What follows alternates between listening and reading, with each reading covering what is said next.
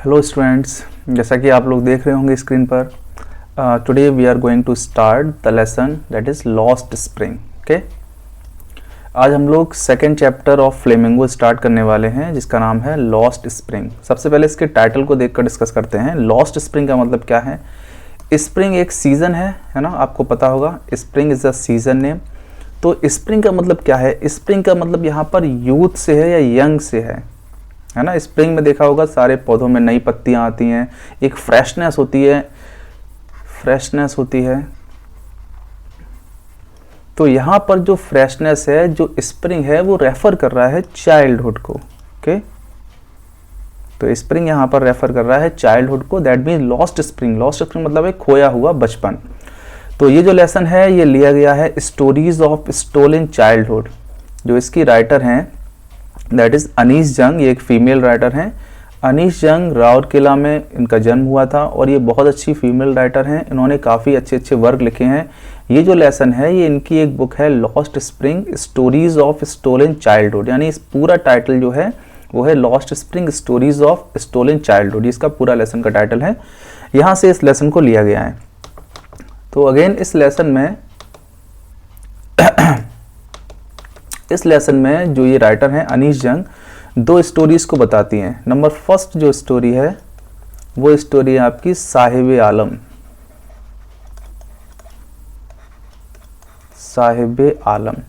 Okay, चलिए पहली story से स्टार्ट करते हैं। साहिब आलम जो बच्चा है वो एक रैग पिकर है। Okay, rag picker. रैग मतलब होता है कचरा, कबाड़ा, पिकर होता है उठाने वाला। दैट मीन्स कबाड़ा बीनने वाला ही, कचरा उठाने वाला लड़का है, रैग पिकर है।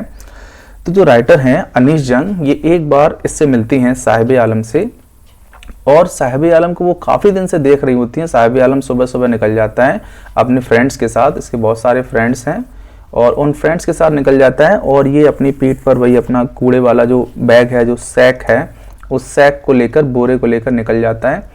और बहुत सारी जो गार्बेज होते हैं, जो डंप्स होते हैं, वहाँ पर वो कचरा बीनता है। तो यहाँ पर जो नरेटर हैं, जो राइटर हैं इसकी अनीस जंग, वो एक बार साहिब आलम से मिलती हैं और उसी तरह ऐसी ओकेजनली पूछ लेती है आप स्कूल नहीं जाते हो? साहिब आलम मना करता है, कहता है नहीं, क्योंकि मेरी जो लोकेलिटी है वहाँ पर स्कूल नहीं है। लोकेलिटी क्या है इसकी, ध्यान रखना, सीमापुरी। एक इलाका है दिल्ली का, सीमापुरी। सीमापुरी दिल्ली का जो आउटर एरिया है वो है सीमापुरी। तो ये जो बच्चा है ये सीमापुरी का रहने वाला है। असल में सीमापुरी है क्या, तो इसको समझ लीजिएगा। 1971 में कुछ बांग्लादेशी आ गए थे। बांग्लादेशी लोग इंडिया में आ गए थे। तो वो बांग्लादेशी लोग इंडिया में दिल्ली के आउटर एरिया में सेटल हो गए थे और इस आउटर एरिया को सीमापुरी बोलते हैं। यहाँ पर ये सेटल हो गए थे, वहीं पर ये तब से रह रहे हैं। यहाँ क्यों आ गए थे? ये लोग एक्चुअल में ढाका के बेसिकली रहने वाले थे।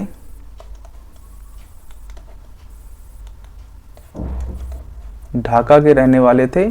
यहाँ पर जो इनके फील्ड से, यहाँ पर बहुत ज़्यादा स्टॉर्म आते थे, तूफान आते थे। तो इनकी जो एग्रीकल्चर थी, खेती थी, वो नहीं हो पाती थी। तो इसलिए ये लोग बांग्लादेश छोड़कर इंडिया में आ गए और इंडिया में भी ये दिल्ली के बाहर सीमापुरी एरिया में सेटल हो गए। तो जो साहिब आलम था वो इन्हीं में से एक था, इन्हीं का बच्चा था।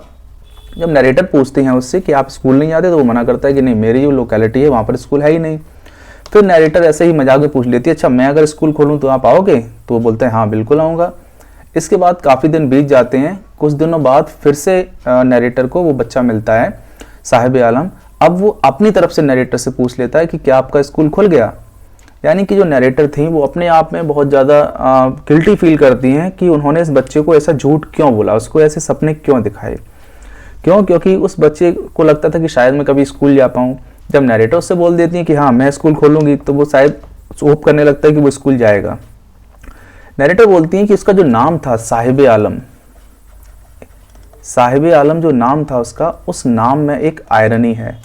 आयरनी हम पहले भी बता चुके हैं आपको, आयरनी कल भी पढ़ा था। आयरनी क्या होता है? जो स्टेटमेंट लिखा होता है उसके जस्ट कॉन्ट्राडिक्ट स्टेटमेंट, उसके अपोजिट स्टेटमेंट। साहिब आलम का मतलब होता है लॉर्ड ऑफ यूनिवर्स। ओके, यानी ब्रह्मांड का मालिक। और वो था कौन? Rag picker. That is irony. ये यहाँ पर आयरनी है कि नाम तो उसका था साहिब आलम, लेकिन था कौन, वो रैग पिकर। तो नरेटर कहते हैं कि जो साहिब आलम है, जो रैग पिकर है, उसके नाम में आयरनी है। उसका नाम है साहिब आलम, और यहाँ तक कि जो साहिब आलम है उसको अपने नाम का मतलब भी नहीं पता है। नरेटर बोलता है कि ये जो साहिब आलम है ये अपने फ्रेंड्स के साथ है और वो बेयर फुटेड है, नंगे पैर है। नंगे पैर क्यों है? क्योंकि इनके पास अक्सर शूज़ वगैरह नहीं होते हैं। कुछ दोस्तों से बात होती है नरेटर की, तो वो दोस्त बोलते हैं कि हाँ शूज़ वगैरह नहीं है, लेकिन अगर मिल भी जाए ना शूज़, तो क्या करते हैं, उनके पेरेंट्स को उठाकर ऊपर कहीं सेफ जगह पर रख देते हैं। मीन्स उनको रहना नंगे पैर ही है, बेयर फुटेड ही रहना वो लोग पसंद करते हैं। इसके बाद जो नरेटर है उसको एक कहानी याद आती है। एक कहानी याद आती है उडुपी की। उडुपी एक जगह है, उडुपी की उसको एक कहानी याद आती है कि वहाँ पर एक पुजारी था, उसका बेटा था, तो वो उसके पास भी शूज़ नहीं थे, तो वो डेली टेम्पल के सामने से निकलता था, अपने स्कूल जाता था, तो वहाँ की जो गॉडेस थी टेम्पल की, उनसे प्रे करता था कि काश उसके पास 1 पेयर ऑफ शूज़ आ जाएं। कुछ सालों बाद टाइम बीतता है, वो बच्चा बड़ा बन जाता है और फिर जॉब वगैरह करने लगता है, उसके पास शूज़ भी आ जाते हैं, तो वो उस गॉडेस को थैंक्स भी बोलता है। तो यहाँ पर वो इस कहानी का जो स्टेटमेंट है, डिस्क्रिप्शन है, वो इसलिए कर रही हैं अनीशंग, वो सोच रही हैं कि इन बच्चों के पास क्या ऑप्शन है शूज़ पाने के, इनको कहाँ से शूज़ मिलेंगे। इसके बाद जो नरेटर हैं वो इन बच्चों से और पूछती हैं कि आप गार्बेज में क्या ढूंढते हो, गार्बेज में क्या मिलता है। तो बच्चे बोलते हैं हम गोल्ड ढूंढते हैं। What is gold? Gold is not the metal gold, it is of currency, okay, coins, garbage. जो गोल्ड था वो उनके लिए गार्बेज था, यानी कचरा ही उनके लिए गोल्ड था। और उसमें क्या क्या मिल जाते थे, कभी 10 पैसे मिल जाते थे, है ना, कभी कुछ कॉइन्स मिल जाते थे, सिक्के मिल जाते थे। तो गार्बेज के भी 2 अलग अलग मीनिंग है। जो बॉयज़ हैं उनके लिए वो एक्साइटमेंट है, बच्चों के लिए जो गार्बेज है वो एक्साइटमेंट है, यानी वो उसमें अपनी एक्साइटमेंट की चीज़ ढूंढते हैं। और जो एल्डर्स हैं उनके लिए एक लिवलीहुड है। लिवलीहुड क्या होता है? पैसा कमाने का साधन, एल्डर्स के लिए, है ना। एल्डर्स के लिए जो गार्बेज है वो एक लिवलीहुड का काम कर रहा है, और जो बच्चों के लिए है, बॉयज़ के लिए है, वो एक्साइटमेंट का काम कर रहा है। उसमें उनको एक्साइटेड वाली चीज़ें मिलती हैं। इसके बाद नरेटर आगे बता रहा है, सीमापुरी का डिस्क्रिप्शन कर रहा है कि सीमापुरी इलाका कैसा है। वो बताता है कि सीमापुरी इलाका एक ऐसा इलाका जो टैरपोलिन, डिवॉइड ऑफ सीवेज, ड्रेनेज और running water over 1000 rag pickers. यहाँ पर लगभग 10,000 रैग पिकर्स रहते हैं, और यहाँ पर ना तो कोई सीवेज का अरेंजमेंट है, ना ही कुछ है। और वो टैरपोलिन होता है पॉलीथीन के बने हुए घरों में रहते हैं। ये सब चीज़ें वो डिस्क्राइब करता है। और यहाँ पर ये लोग लगभग 30 ईयर्स से रह रहे हैं बिना किसी आइडेंटिटी के, यानी 30 साल हो गए, ना तो उनके पास कोई आईडी कार्ड है, ना वोटर कार्ड है, ना आधार कार्ड, ऐसा कुछ नहीं है। हाँ, जो लोकल लोग हैं उन्होंने यहाँ के क्या बनवा दिए, राशन कार्ड्स बनवा दिए हैं। राशन कार्ड्स हैं उनके पास, क्यों? ताकि उनको कुछ फूड मिल जाए और वो उन लोगों को वोट दे सकें। तो ये सारी चीज़ें यहाँ पर दी हुई हैं। इसके बाद आगे बताया जाता है कि जो साहिब आलम है, साहिब आलम कहता है कि मुझे कभी कभी जो कचरा है उसमें एक 10 रुपये का नोट भी मिल जाता है। यानी इसीलिए जो गार्बेज है वो उनके लिए क्या काम करता है, एक्साइटमेंट का काम करता है। जो बच्चे हैं वो गार्बेज में एक्साइटेड होकर चीज़ों को ढूंढते हैं। बड़े लोगों के लिए ये गार्बेज एक लिवलीहुड का काम है। एक बार नरेटर उसको देखती हैं, साहिब आलम को, कि वो क्या कर रहा है, टेनिस को देख रहा है। टेनिस मैच है, कोई बड़ा बंगलो है, वहाँ पर टेनिस खड़ा हुआ देख रहा है। तो नरेटर सोचती हैं कि शायद वो टेनिस के लिए देख रहा हो, टेनिस खेलने का देख रहा हो। तो नरेटर से पूछती हैं कि आप टेनिस खेलना जानते हो? तो बोलता है नहीं, मैं जानता तो नहीं हूँ, but I like the game. कह रहा है मुझे ये गेम अच्छा है और मुझे लोगों को खेलते हुए देखना पसंद है, मैं खेलना नहीं चाहता हूँ। फिर नरेटर पूछते हैं आप यहाँ क्या कर रहे हो? तो बोलता है कि ये जो लॉन है जहाँ पर ये लोग खेल रहे हैं, यहाँ का जो वॉचमैन है वो कभी कभी मुझे अंदर आने देता है, तो यहाँ कुछ झूले वगैरह लगे हुए हैं, तो हम झूले झूलने के लिए आते हैं। इसके बाद नरेटर देखता है कि मैंने देखा है कि उसके पास कुछ शूज़ हैं, यानी कि किसी ने उसको टेनिस शूज़ डोनेट कर दिए हैं। जो साहिब आलम है उसके पास टेनिस शूज़ हैं। एक दिन वो देखती है टेनिस शूज़ हैं और वो किसी ने डोनेट कर दिए हैं। वो बस क्या दिक्कत है, उस शूज़ का जो आगे का पार्ट है वो टॉर्न है, वो फटा हुआ है, थोड़ा सा फटा हुआ है, उसमें एक होल है। तो उसमें एक होल हो गया होगा, तो किसी ने उसको फेंक दिया। तो नरेटर कह रहे हैं उसके पास जो शूज़ था उसमें एक होल था, लेकिन वो टेनिस शूज़ थे। नेक्स्ट मॉर्निंग कुछ दिनों बाद नरेटर देखती हैं कि जो साहिब आलम है उसने अपना प्रोफेशन चेंज कर दिया है। पहले उसका प्रोफेशन क्या था, रैग पिकिंग, है ना, रैग पिकर था वो। अब उसका प्रोफेशन क्या हो गया, अब वो हो गया टी सेलर, चाय बेचने वाला। ठीक, तो ये उसने प्रोफेशन अपना चेंज कर दिया। अब वो देखता है कि साहिब आलम डेली मिल्क बूथ पर जाता है और उसके हाथ में एक स्टील कैनिस्टर है। पहले उसके हाथ में क्या होता था, रैग था, रैग बोलते हैं वही बीनने वाला जो सामान होता है, बोरा उसको बोलते हैं, या फिर सैक बोल लो, सैक होता था। अब उसके पास क्या है, अब उसके पास है स्टील कैनिस्टर। ठीक, तो ये अब उसके पास है। नरेटर कंपेयर कर रहा है, वो पूछता है साहिब आलम से कि आपको यहाँ पर कितना चार्ज मिलता है, क्या मिलता है, तो बोलता है मुझे 800 रुपीज़ मिलते हैं और मुझे दिन भर का खाना मिल जाता है। पूछता है कि आप अपने जॉब से खुश हो, तो वो थोड़ा सा हेड डाउन कर लेता है और नरेटर समझ जाता है कि वो खुश नहीं है। उसको ऐसा लगता है कि इसका जो बैग था रैक पिकिंग वाला वो कुछ हल्का था इस स्टील कैनिस्टर से। क्यों? क्योंकि ध्यान रखना ये जो जॉब था ये उसका फ्री था, यानी यहाँ पर उसको फ्रीडम थी, जो चाहे वो कर सकता था। इस जॉब में वो बाउंडेड है, यानी कि उसको किसी के अंडर में काम करना पड़ता है, तो इसीलिए जो स्टील कैनिस्टर है वो उसको हैवी लगता है, और जबकि जो उसका रैक था वो उसको लाइट लगता था, हल्का लगता था। तो यहाँ पर नरेटर एक एस्पेक्ट ये भी छोड़ रही हैं, वो बता रही हैं कि किस तरह से भले ही छोटा सा प्रोफेशन हो लेकिन आपका खुद का हो तो आप उसमें फ्रीडम फील करोगे, और भले ही आप पैसे अच्छे मिल रहे हो, किसी दूसरे के अंडर में काम कर रहे हो तो आप बाउंडेड फील करोगे। So this was the first story. Now let's go to the second part, I want to drive a car. This is the story of Mukesh. Okay, ये मुकेश की कहानी है। मुकेश कौन है? ये कहानी है फिरोजाबाद की। Firozabad is a district, as you know, UP. एक डिस्ट्रिक्ट है जो किसके लिए फेमस है? बैंगल मेकिंग के लिए, बैंगल मेकिंग के लिए। तो यहाँ पर जो नरेटर हैं वो दूसरे एक बच्चे की डिस्क्रिप्शन कर रही हैं मुकेश के बारे में। ये स्टोरी खत्म हो गई, यहाँ से सेकंड पार्ट इसका स्टार्ट है। मुकेश, और इसमें कंपेयर भी किया गया है बाद में। तो नरेटर कह रही है कि जो मुकेश बच्चा है, जब मैंने उससे पूछा आप क्या बनना चाहते हो, तो बोलता है मैं मोटर मैकेनिक बनना चाहता हूँ, मोटर मैकेनिक। जबकि उसके जो फैमिली में है वो सब लोग कौन है? बैंगल मेकर हैं। तो नरेटर बोलता है कि जो बैंगल मेकिंग का जो प्रोसेस है, जो बिजनेस है फिरोजाबाद में, वो हर घर में पाया जाता है। ऑल द फैमिलीज, सारी फैमिलीज किस में इंडल्ज हैं? बैंगल मेकिंग में, बैंगल मेकिंग में। और यहाँ तक कि बहुत छोटे छोटे बच्चे इसमें इन्वॉल्व हैं। छोटे बच्चे जब उसमें इन्वॉल्व हैं तो उनको बहुत सारी दिक्कतें हो जाती है। एक तो उनकी जो आई साइट है वो वीक हो गई है ना, और उन बच्चों को कोई स्टडी से कोई मतलब नहीं है, और उन बच्चों का जो फ्यूचर है वो बिल्कुल भी सिक्योर नहीं है। तो बहुत सारे छोटे बच्चे इसमें काम कर रहे हैं। हालांकि जो गवर्नमेंट है वो इसके लिए बहुत सारे रूल्स बना रही है, गवर्नमेंट ने रूल्स बनाए हैं लेकिन कोई उसको फॉलो नहीं करता है।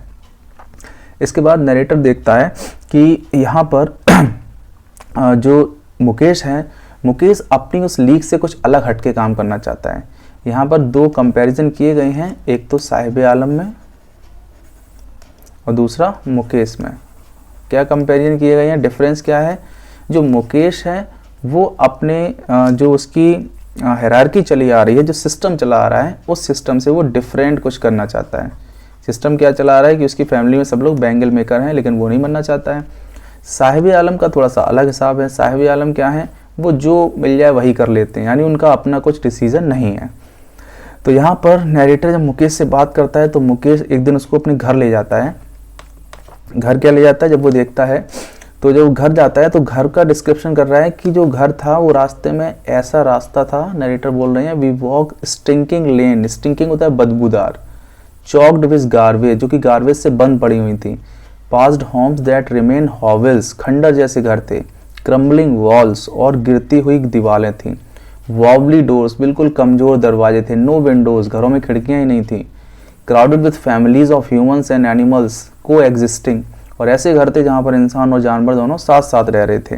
इन ए प्राइमेवल स्टेज, प्राइमेवल मतलब जैसे कि पुराने जमाने में रहते थे।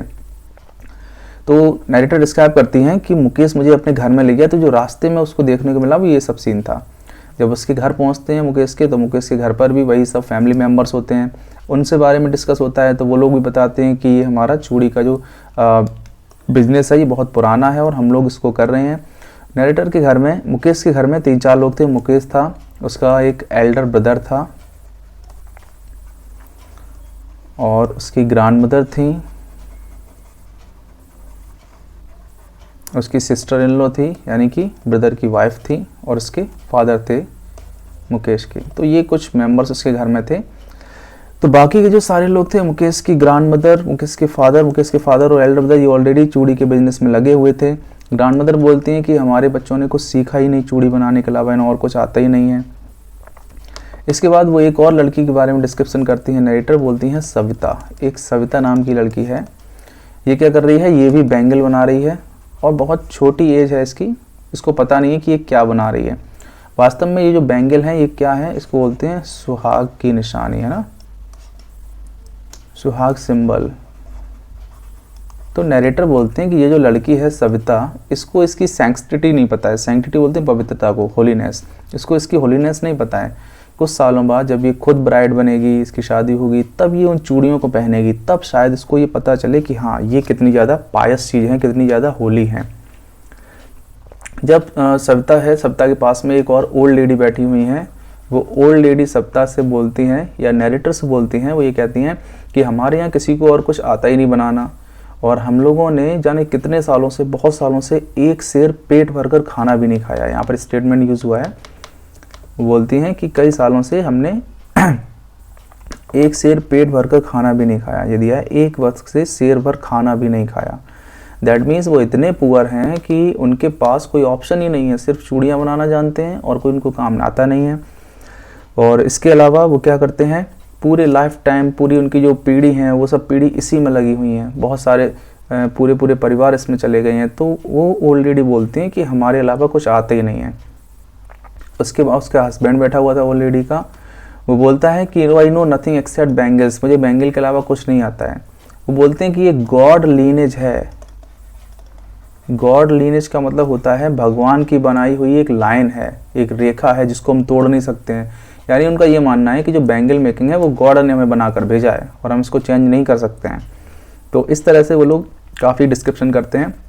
फाइनली जब नरेटर हैं तो नरेटर उनसे कहती है मुकेश से कि आप लोग ऐसा क्यों नहीं करते, कोई एक ऑर्गेनाइजेशन बना लो और उसको मिलकर काम करो, एक कोऑपरेटिव बना लो। कोऑपरेटिव का सजेशन देता है, तो बोलता है कोऑपरेटिव बना लो।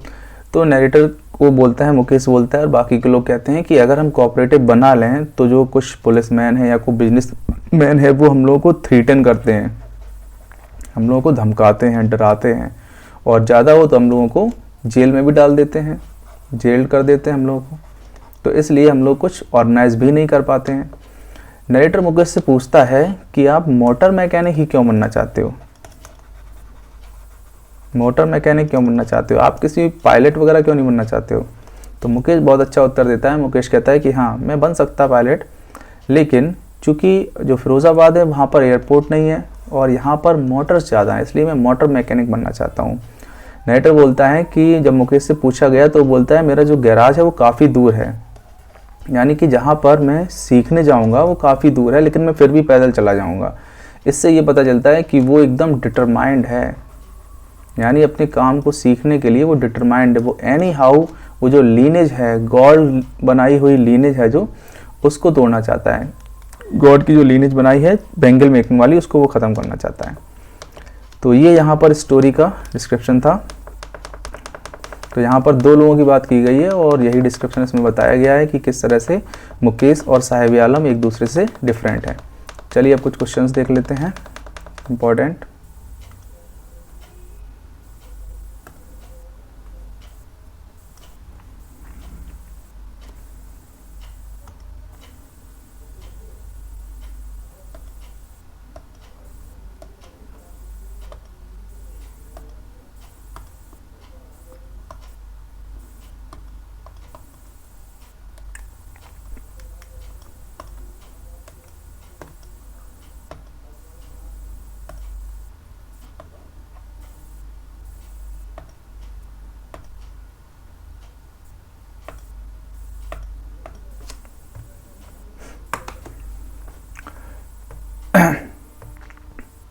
तो देखिए शॉर्ट क्वेश्चन में ये आपका जो फ्लेमिंगो है,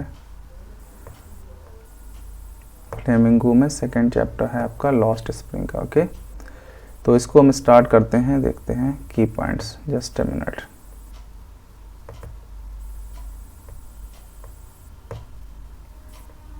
ये हमारा लॉस्ट स्प्रिंग है। तो देखिए इसमें क्या दिखाया गया है, ये तो क्वेश्चन है, सॉरी। सबसे पहले हम आपका की पॉइंट्स देख लेते हैं।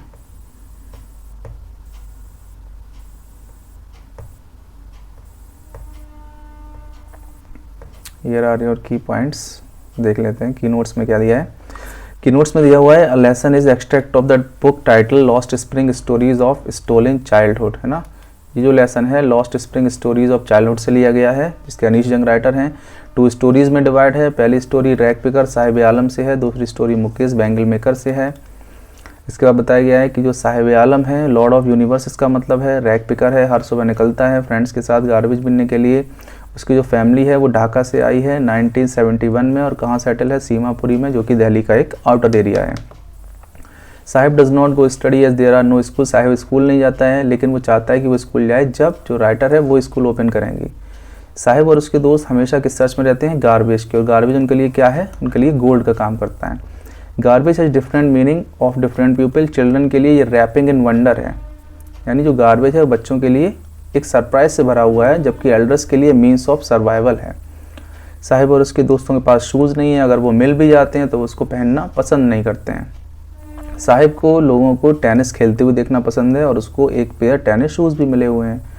कुछ देर बाद जब नरेटर साहिब से मिलती हैं तो वो देखती हैं कि साहिब ने अपना प्रोफेशन चेंज कर दिया है। किस पर आ गया है, वो टी स्टॉल पर काम करने लगा है।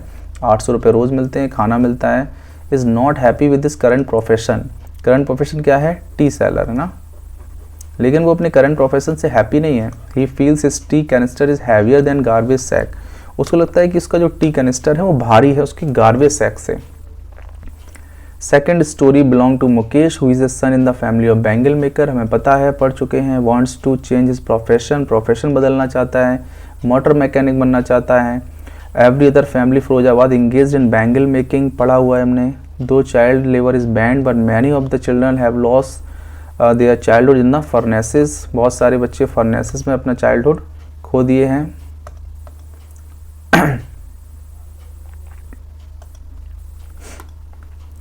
There are 5 members in the family, जो मुकेश है उसकी फैमिली में 5 मेंबर्स हैं। कौन कौन है, his Elder brother, his Elder brother's wife, his father and his grandfather. Mukesh के ग्रैंड मदर जो है रिगार्ड बैंगल मेकिंग है लीनेज क्रिएटिव है। लीनेज का मतलब समझ लेना, एक लाइन है, ये एक सीरीज है जो किसने क्रिएट की है, गॉड ने। किसका मानना है, मुकेश की ग्रैंड मदर का। इसके बाद सप्ताह के बारे में बताया जाता है। सप्ताह एक यंग गर्ल है जो बिजी रहती है बैंगल मेकिंग में, लेकिन वो नहीं जानती सैंक्टिटी ऑफ, सैंक्टिटी मतलब होता है होलीनेस, HOLINESS, है ना, या फिर पायसनेस। लेकिन वो इसके बारे में जान जाएगी जब उसकी शादी हो जाएगी, वो दुल्हन बन जाएगी। Bangle makers are always in dearth of money, dearth होता है लैक, यानी जो चूड़ी बनाने वाले हैं वो कोई प्रॉस्परस नहीं है, वो सब पुअर हैं, रिच कोई नहीं है, नीडी हैं, सब ज़रूरतमंद हैं। Noises of families have not having money ringed in every house, और हर घर में पैसा ना होने का शोर मचता रहता है, यानी कि पैसे से रिलेटेड झगड़े हर घर में होते रहते हैं। If the bangle makers try to organise a cooperative, अगर वो कोऑपरेटिव बनाने की कोशिश करें तो उनको थ्रीटन किया जाता है, बीटन किया जाता है, और ड्रैग टू जेल, खींचकर जेल में डाल दिया जाता है। Mukesh wants to break the lineage, लेकिन मुकेश इस लाइन को तोड़ना चाहता है, क्या बनना चाहता है, motor mechanic.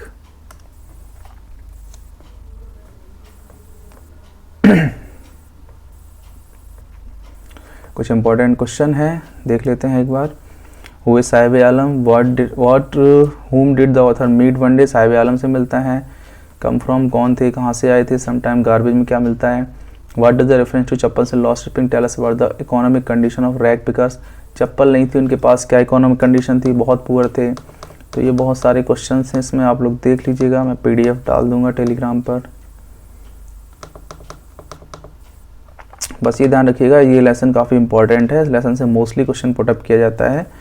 What does the writer want Sahib to do, she feels too embarrassed later, ये क्वेश्चन देखिएगा, इंपॉर्टेंट क्वेश्चन है। What does the writer want Sahib to do, writer क्या चाहती थी साहिब क्या करे। She has to feel embarrassed her, और बाद में एम्बेरेस्ड क्यों उसको फील होता है, वही स्कूल वाला डिस्क्रिप्शन है। वो बोलती है कि आप पढ़ो, वो चाहती हैं कि साहिब स्टडी करे, स्कूल जाए, और वो एम्बेरेस फील इसलिए करती हैं क्योंकि उन्होंने साहिब से बोला था कि अगर मैं स्कूल खोलूँगी तो आप पढ़ने आओगे। तो जब साहिब उनसे पूछता है कि आपका स्कूल खुल गया, तो वो थोड़ा एम्बेरेस फील करती हैं। So these are the questions, I think all of you have enjoyed it. Important chapter है, इसको ध्यान से पढ़िएगा, की पॉइंट्स देख लीजिएगा अच्छे से। And I hope all of you are satisfied with this chapter. If you have any doubt, any questions, you can just comment me or telegram me. Okay, that's it for today. Have a good day.